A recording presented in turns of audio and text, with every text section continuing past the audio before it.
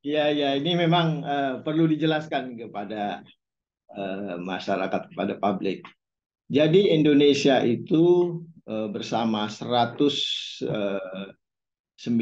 negara yang lain adalah anggota dari IMF dan juga World Bank, ya, sebagai anggota, ya. Tetapi memang kita tidak punya lagi program, Pak, nggak, karena nggak punya pinjaman kepada IMF, jadi tidak ada namanya program IMF yang memaksakan berbagai kebijakan-kebijakan kepada negara kita. Jadi kita sebagai anggota, ya, sebagai anggota.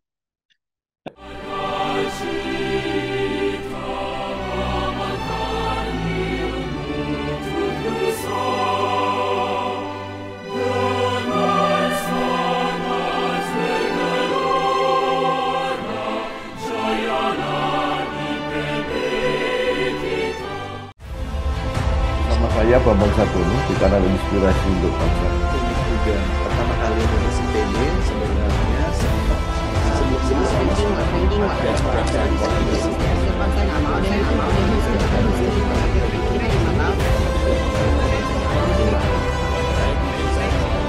Tuan-tuan, barangkali untuk acara-acara sama tuan-tuan poin-poin.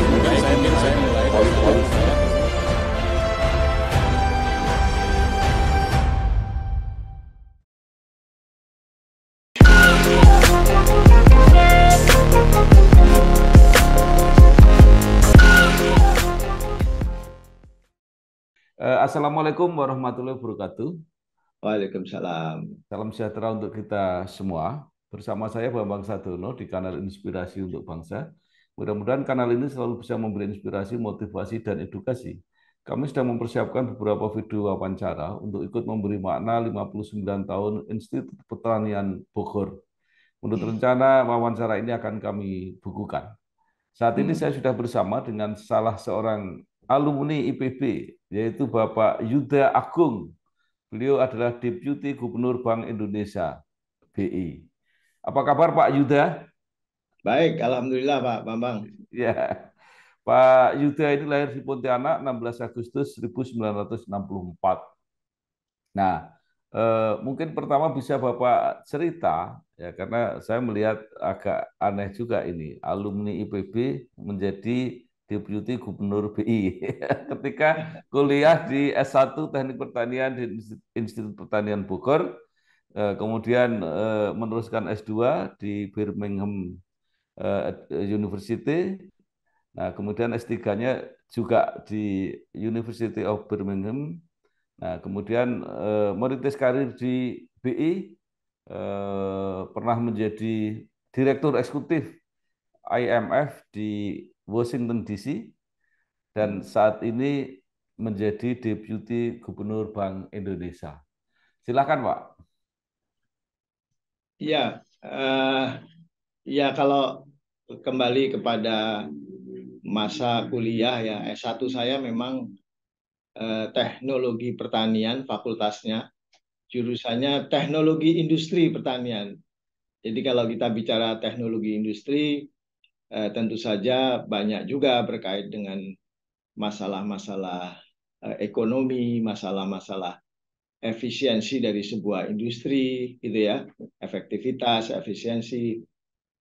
Nah, memang di masa kuliah kami juga mendapat berbagai mata kuliah terkait dengan ekonomi makro, ekonomi mikro, ekonomi teknik dan produksi dan sebagainya. Jadi kalau dihubungkan masih ada, Pak. Eh, iya, kalau bicara masa kuliah juga tentu saja S1 itu masa kuliah yang penuh dengan kenangan, Pak, ya. Bukan saja aktivitas kehidupan sebagai mahasiswa IPB yang terkenal dengan apa namanya kesibukan kuliahnya, tetapi juga aktivitas mahasiswa yang sifatnya ekstrakurikuler seperti di himpunan mahasiswa dan juga di senat mahasiswa. Tentu saja ini banyak kenangan yang yang sangat menarik. Nah, kemudian saya masuk Bank Indonesia itu di tahun 90 pendidikan selama 1 tahun, dan 91 diangkat menjadi pegawai tetap Bank Indonesia. Di situ kami mendapat berbagai ilmu baru ya, yang memang sebelumnya di bangku kuliah tidak dapat gitu ya, ilmu moneter, perbankan, bahkan ilmu seperti hukum, akuntansi dan sebagainya. Nah, kemudian saya bekerja 1 tahun, dan setelah itu ditugaskan untuk bekerja di Belanda, di Central Planning Bureau, semacam Bappenasnya Belanda waktu itu, untuk mengembangkan model ekonomi makro untuk Indonesia.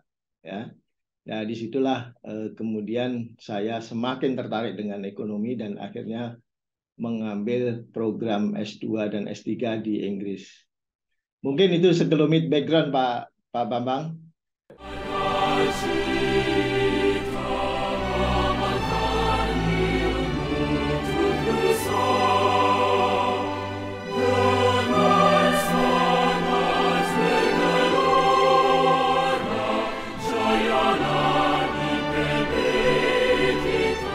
Ya, nah kemudian perjalanan selanjutnya sampai akhirnya jadi Deputi Gubernur seperti apa, Pak? Ya, nah kemudian kembali dari sekolah, saya memang lebih banyak bekerja di departemen yang menangani mengenai kebijakan dan juga riset. Jadi riset dan kebijakan itu di Bank Indonesia dijadikan satu tempat ya, untuk moneter namanya Departemen Riset Ekonomi dan Kebijakan Moneter ya. Di situ saya lama menjadi peneliti, menjadi staf yang ditugaskan untuk memformulasikan kebijakan. Tidak lama dari situ saya menjadi staf khusus dari Gubernur Bank Indonesia zaman Pak Burhanuddin Abdullah ya, di tahun 2003 sampai 2006 ya, sebagai staf khusus. Tentu saja menangani banyak masalah ya, banyak isu di Bank Indonesia, banyak aspek, baik itu banking, baik itu moneter, hubungan luar negeri dan sebagainya, kerjasama luar negeri dan sebagainya ya. Disitulah saya juga banyak belajar mengenai berbagai aspek di Bank Indonesia. Setelah itu saya ditugaskan di Washington untuk menjadi advisor, Pak, advisor dari eksekutif director ya, selama 2 tahun. Kemudian kembali dari situ karir saya kembali lagi banyak di Departemen Kebijakan Ekonomi dan Moneter. Kemudian pada tahun 2017 sampai 2019 saya kembali ditugaskan di Washington, yang dulunya menjadi advisor sekarang menjadi direktur eksekutif IMF ya, selama 2 tahun, dan kembali dari sana di 2019 menjadi asisten gubernur ya. Asisten gubernur itu jabatan karir tertinggi di Bank Indonesia ya, sebelum deputi gubernur. Deputi gubernur itu sudah jabatan politis Pak Bambang, karena sudah menjadi anggota Dewan Gubernur. Barangkali itu CV singkat lah gitu. Saya mau sedikit memperdalam ketika bagaimana Bapak ditugasi untuk menjadi Direktur Eksekutif IMF. Sebenarnya apa hubungan IMF dengan BI ini? Karena di masyarakat sering ada kesan bahwa perekonomian Indonesia ini didikte oleh IMF. Oh iya, iya, ini memang perlu dijelaskan kepada masyarakat, kepada publik. Jadi Indonesia itu bersama 190 negara yang lain adalah anggota dari IMF dan juga World Bank, ya, sebagai anggota, ya. Tetapi memang kita tidak punya lagi program, Pak, karena nggak punya pinjaman kepada IMF, jadi tidak ada namanya program IMF yang memaksakan berbagai kebijakan-kebijakan kepada negara kita. Jadi kita sebagai anggota, ya, sebagai anggota. Nah, sebagai anggota yang cukup besar Indonesia, ya, sahamnya kira-kira 1% lah, Pak, ya, 1% di IMF. Nah, kita bergabung dengan berbagai negara lain di ASEAN, ya, ASEAN 10 negara, ditambah 2 negara di Pasifik, yaitu Fiji dan Tonga, serta Nepal, 13 negara. Nah, itu membentuk sebuah voting group lah gitu, voting group. 13 negara ini kira-kira nilai sahamnya sekitar 4,5% lah gitu, 4,5%.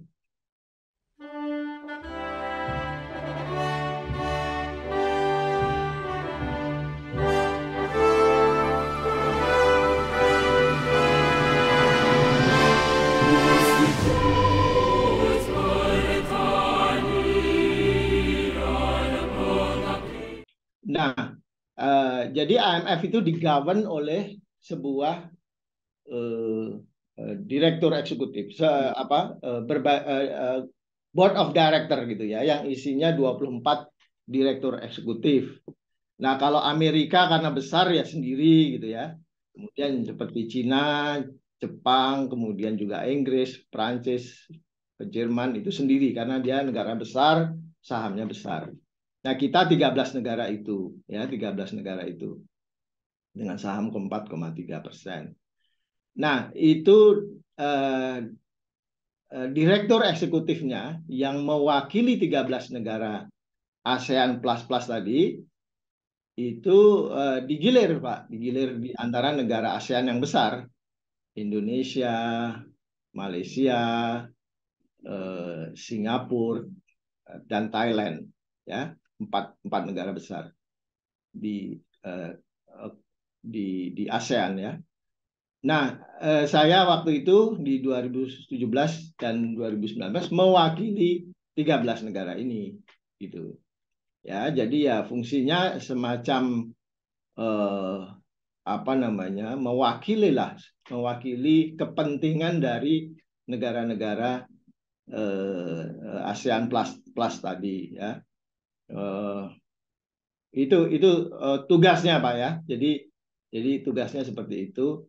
Dan selama saya di sana memang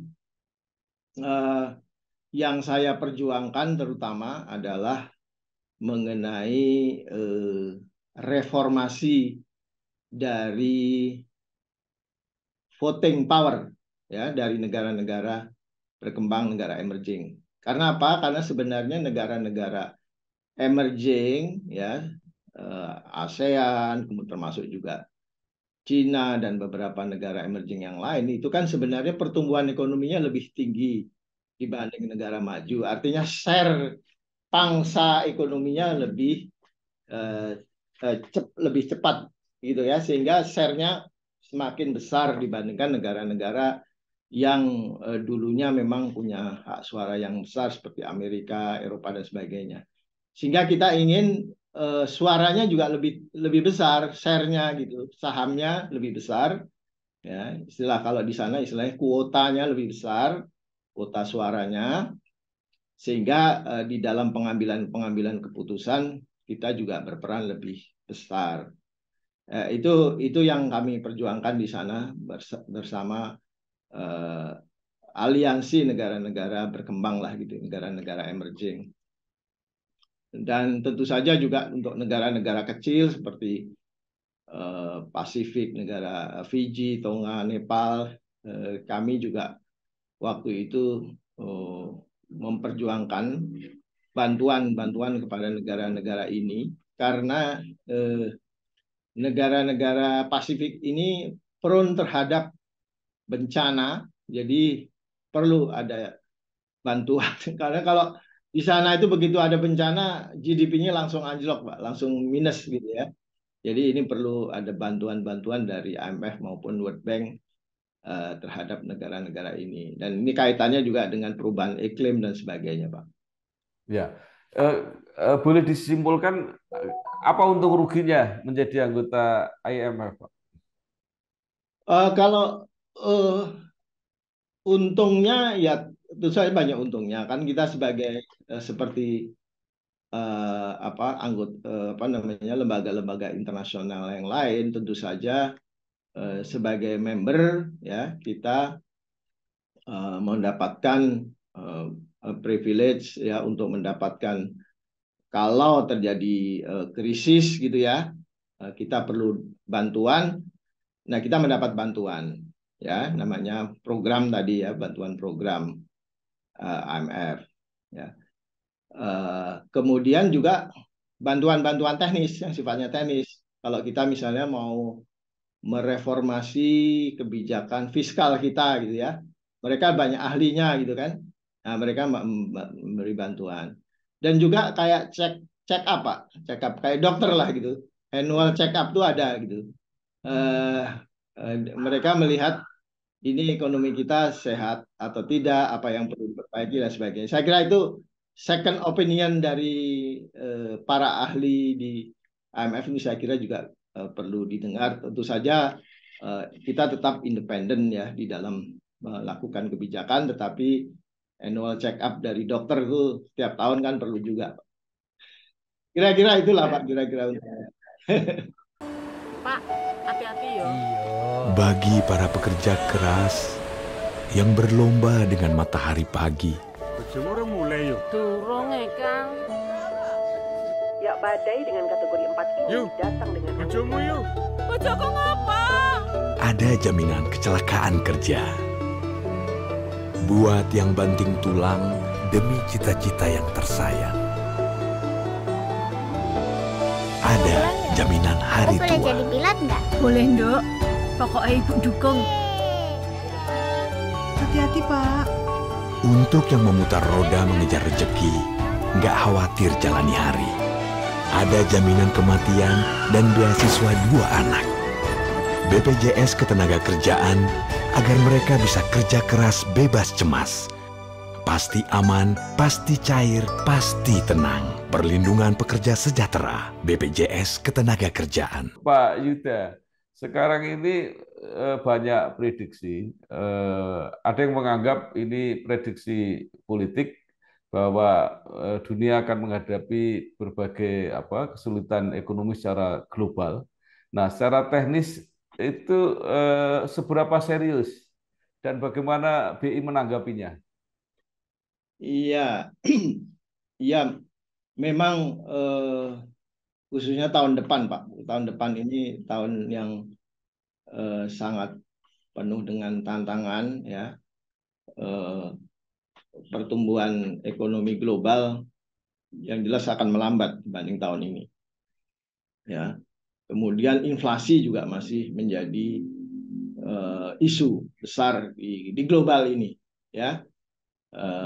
Dan dampaknya apa? Dampaknya adalah negara-negara maju juga secara agresif menaikkan suku bunga untuk mengendalikan inflasi, yang tentu saja pada akhirnya kalau negara maju seperti Amerika sebagai contoh menaikkan suku bunga, tentu saja dampaknya adalah ke negara-negara yang lain, termasuk di negara-negara berkembang, negara emerging seperti Indonesia juga portfolio inflow-nya yang dulunya masuk akan keluar gitu ya, kembali kepada Amerika yang memberikan suku bunga yang lebih tinggi dari biasanya gitu. Nah, itu yang akan terjadi. Memang kalau kita lihat dari sisi pertumbuhan ekonomi dengan adanya perang ini ya, Rusia dengan Ukraine ini akan memberikan dampak berkepanjangan terhadap perdagangan dunia, ya. termasuk juga tadi pada inflasi yang tentu saja daya beli gitu ya. Kita belum pernah, saya selama bekerja di Bank Sentral belum pernah melihat ekonomi Amerika, ekonomi Eropa dihantui oleh inflasi yang sekitar 10%. Belum pernah saya. Inflasi mereka itu biasanya 2%, 3% gitu kan.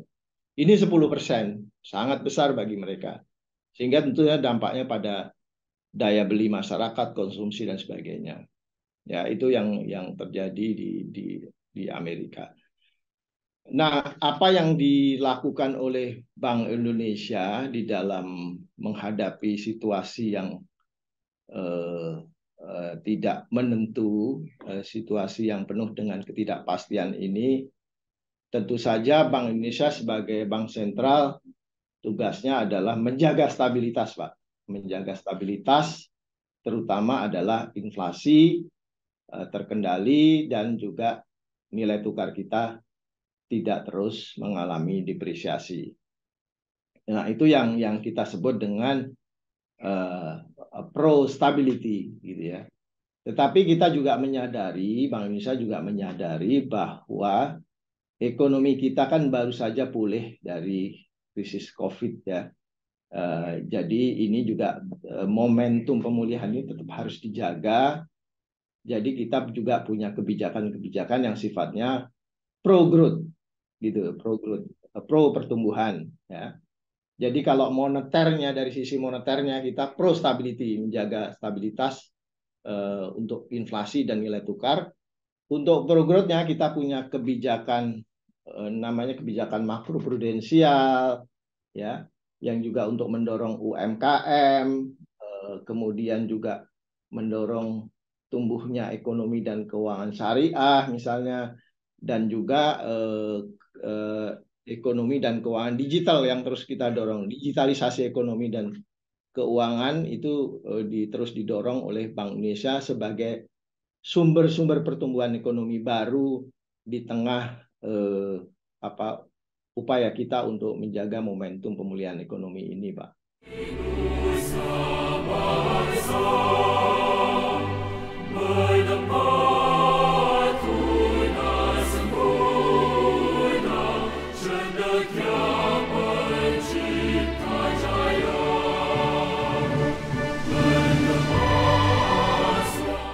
Ya.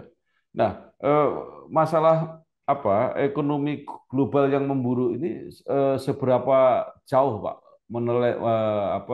berdampak pada nilai tukar rupiah? Katanya ada yang meramalkan bahwa sampai akhir tahun ini akan terus terjadi pelemahan. Ya, gini, kalau kita lihat ini aja ya, suku bunga Fed Fund ya, Fed Fund Rate itu kan memang sudah terus mengalami kenaikan, dan kemungkinan ya kalau inflasi Amerika ini kan sekarang sudah mulai terkendali lah, sudah tidak terus naik, jadi agak sudah mulai menurun. Kami perkirakan Amerika ini akan menaikkan suku bunga peak-nya itu ataupun kenaikan puncaknya lah gitu, itu di di kuartal 1 lah maksimal ya, sehingga diharapkan tapi memang risikonya masih, dalam arti suku bunganya masih tetap tinggi kan, belum diturunkan kembali, dia tetap tinggi gitu. Nah, ini higher for longer lah istilahnya kalau di dunia internasional. Suku bunga Amerika ini higher for longer, jadi tinggi dan untuk jangka waktu yang lama, sehingga memang dampaknya adalah kepada portfolio inflow di kita juga akan dipengaruhi. Tetapi dengan tadi kita sudah tahu puncaknya gitu ya, diharapkan setelah kuartal 1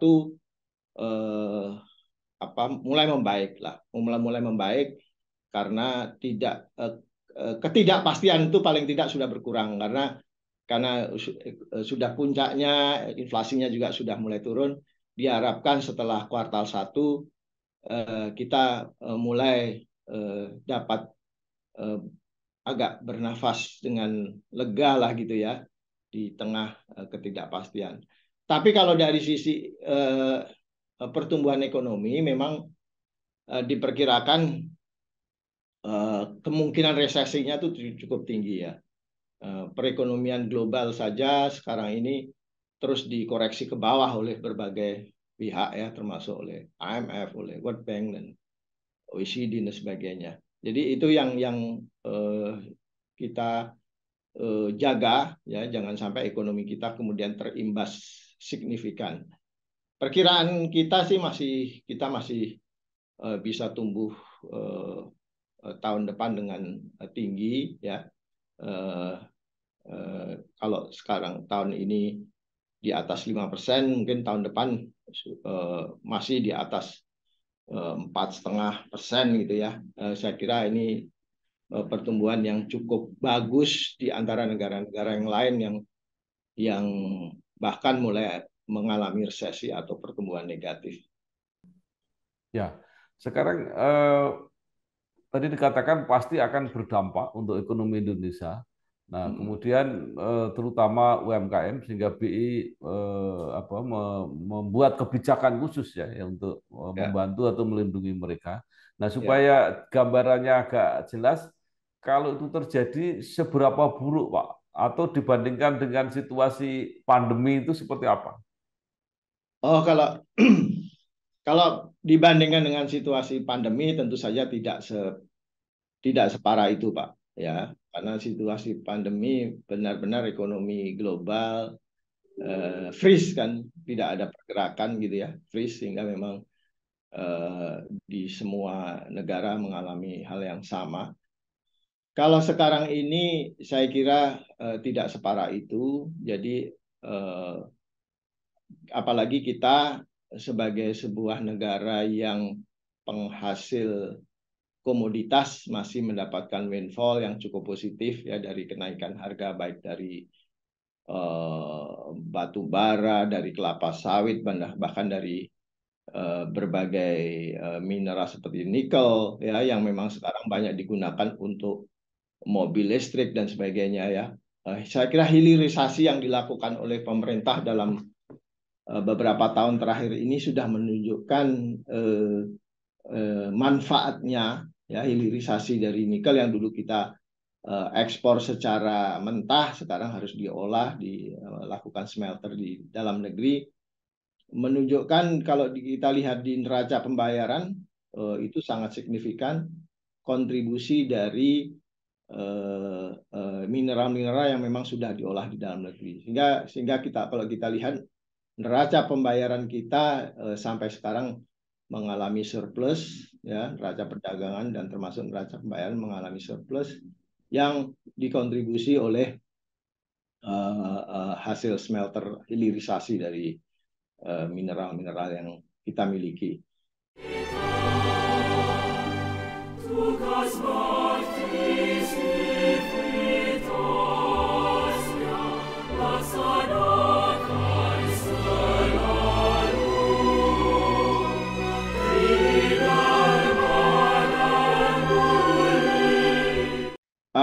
Untuk UMKM saya kira juga akan tetap lebih baik kalau dibandingkan dengan COVID ya Pak ya. Kalau bandingannya adalah COVID, dengan adanya domestic demand kita yang masih cukup tinggi, ya, ekonomi domestik kita yang masih kuat, saya kira UMKM juga masih terus bergerak. Nah, Bank Indonesia memang terus memberi dukungan Pak dalam bentuk pembiayaan UMKM yang mengharuskan bank untuk menyalurkan portfolio bank kreditnya kepada UMKM ya, 20% bertahap sampai dengan 30% di 2024. Dan kita juga lakukan pengembangan UMKM melalui digitalisasi UMKM Pak. Mulai dari sisi produksi, digitalisasi produksi Pak, di beberapa daerah kita lakukan produksi pangan ya dengan menggunakan Internet of Things gitu ya. Kemudian juga pemasaran tentu saja dengan menggunakan e-commerce sampai dengan sistem pembayarannya juga, pembayarannya dengan QR, Indonesian Standard, KRIS, dan berbagai instrumen pembayaran yang sifatnya digital. Nah, dalam konteks sekarang ini memang semakin penting karena kita sedang mengendalikan inflasi pangan melalui Gerakan Nasional Pengendalian Inflasi Pangan. UMKM ini memiliki peran yang sangat penting ya untuk berbagai komoditas seperti cabai dan sebagainya.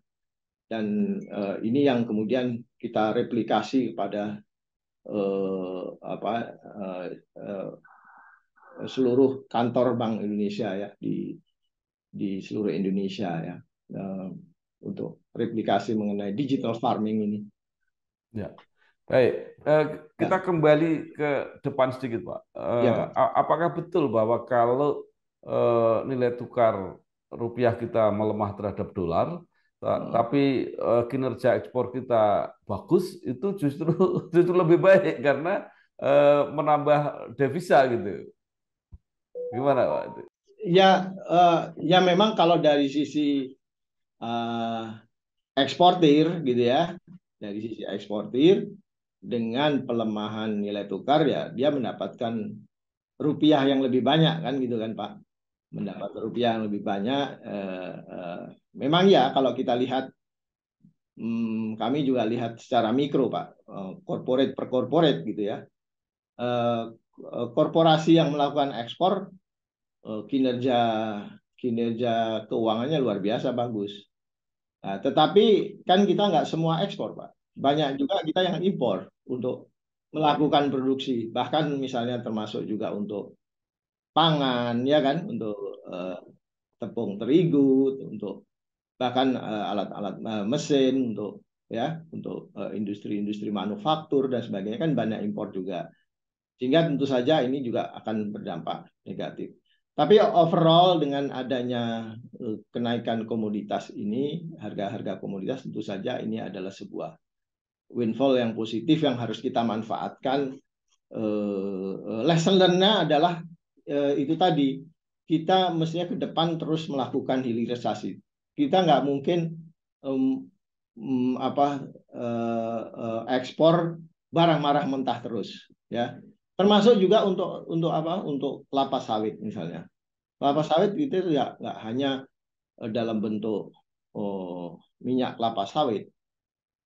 Kita tentu saja harus mengolah dalam bentuk produk-produk turunan yang luar biasa banyak ya, untuk kosmetik, untuk pangan dan sebagainya, bahkan untuk industri pun yang industri manufaktur banyak menggunakan minyak kelapa, produk-produk turunan kelapa sawit. Nah, itu yang harus kita kembangkan ke depan ya. Belajar dari yang kemarin mengenai mineral dan sebagainya yang dulunya kita ekspor mentah menjadi smelter, lebih banyak menguntungkan sehingga ketahanan ekonomi kita lebih kuat Pak, tidak tergantung pada up and down dari harga-harga komoditas.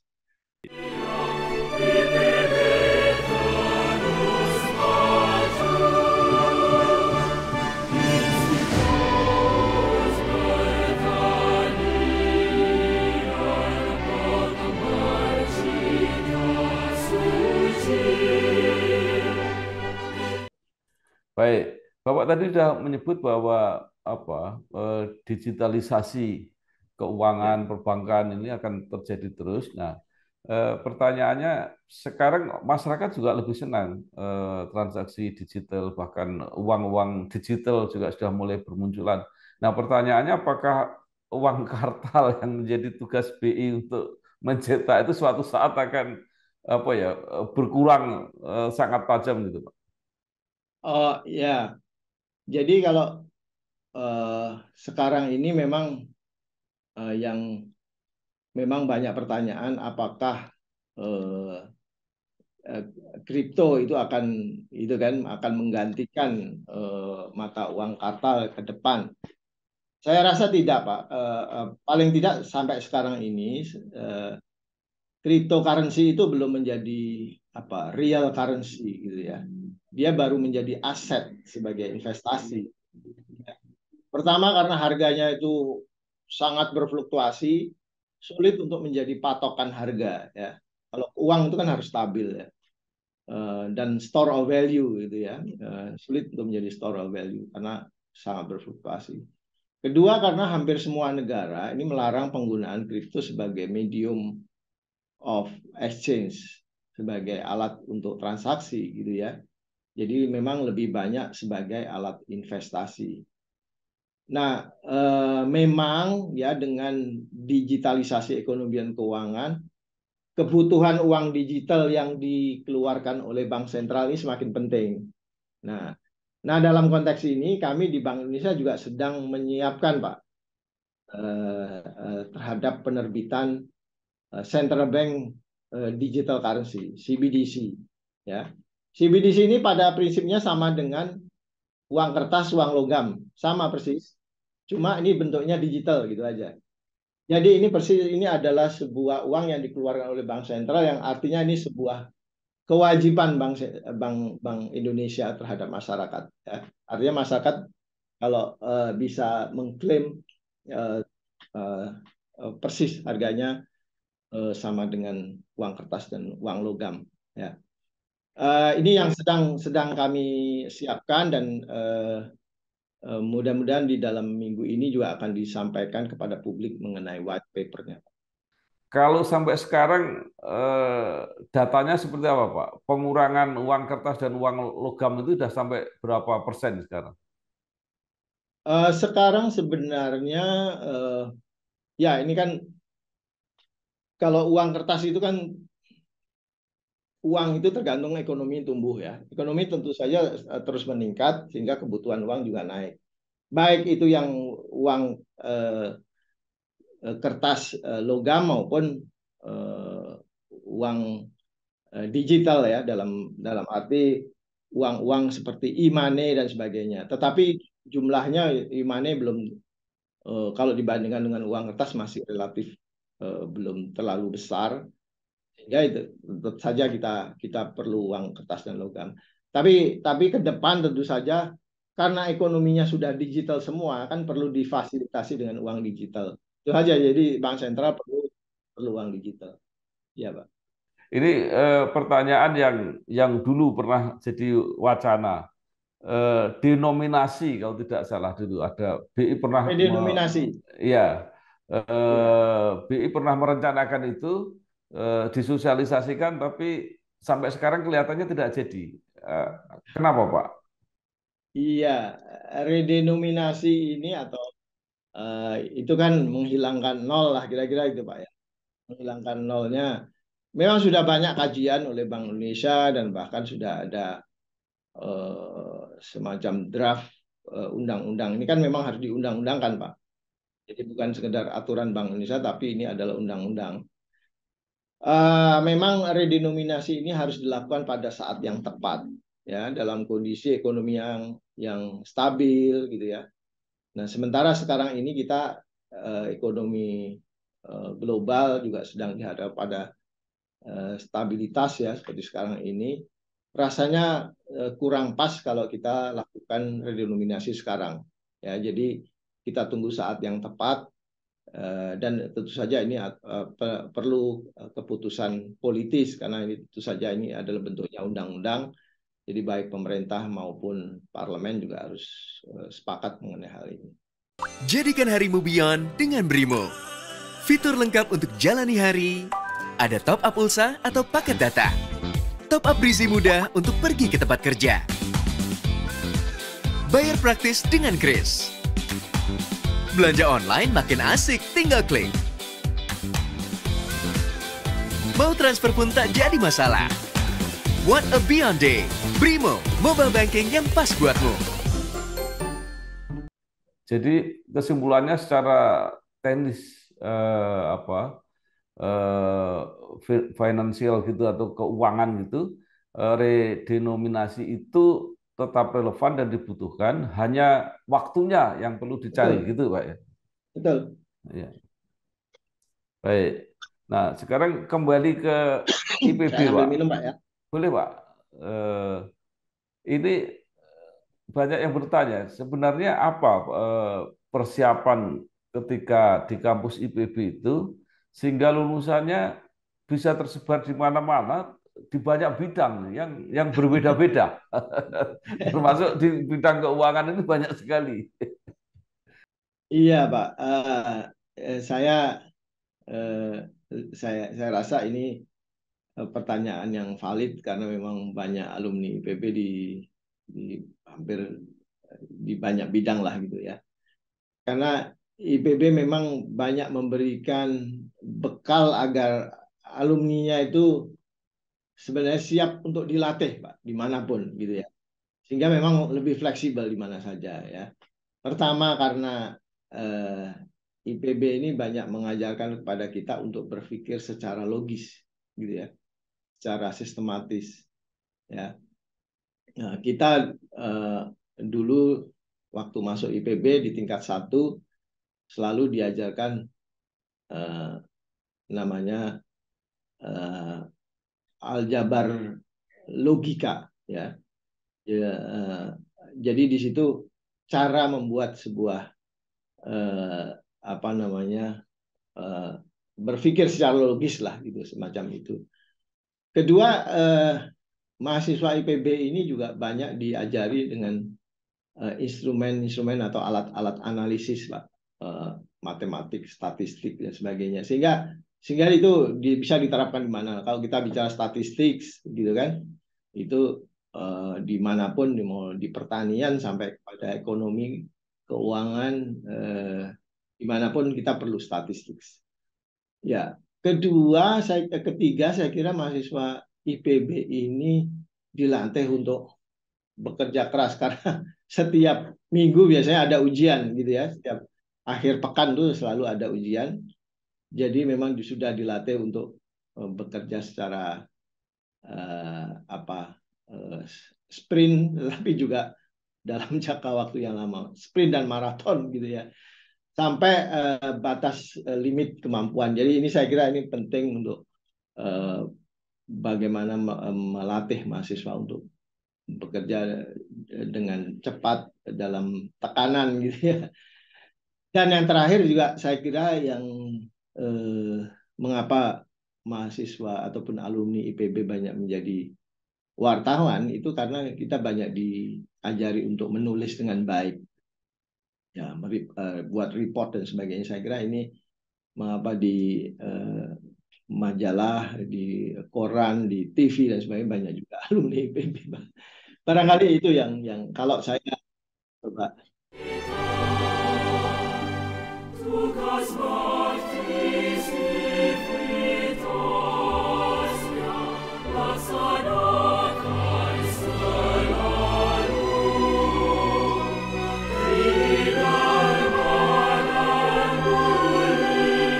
Ya, nah yang terakhir situasi lapangan praktisnya berubah, IPB-nya sendiri kelihatannya juga berubah, tidak hanya khusus di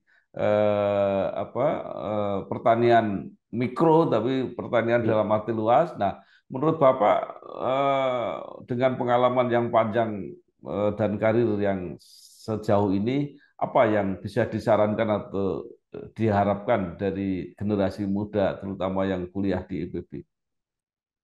Iya, saya kira agenda-agenda besar bangsa ini ya saat ini ke depan ya seperti ketahanan pangan, pemerataan ekonomi ya, sustainable development ya, pembangunan yang berkelanjutan, semua ini lekat dengan berbagai keahlian alumni IPB. Jadi bagi sivitas akademika termasuk juga alumni ya, saya kira kita harus terus mengambil peran di dalam agenda besar bangsa ini ya, di dalam memajukan negeri ini ya, termasuk di agenda-agenda yang tadi saya sebutkan. Baik, terima kasih sekali Bapak Yuda Agung, Deputi Gubernur Bank Indonesia, yang sudah memberikan berbagi pengalamannya yang luar biasa, wawasan tentang perekonomian, prediksi mengenai masa depan khususnya tahun 2023. Mudah-mudahan menambah pengetahuan kita dan kepada generasi muda bisa menjadi sumber inspirasi dan motivasi. Pak Yudhakun, terima kasih. Pak Sardono. Sukses. Terima kasih. Wassalamualaikum warahmatullahi wabarakatuh. Waalaikumsalam warahmatullahi wabarakatuh.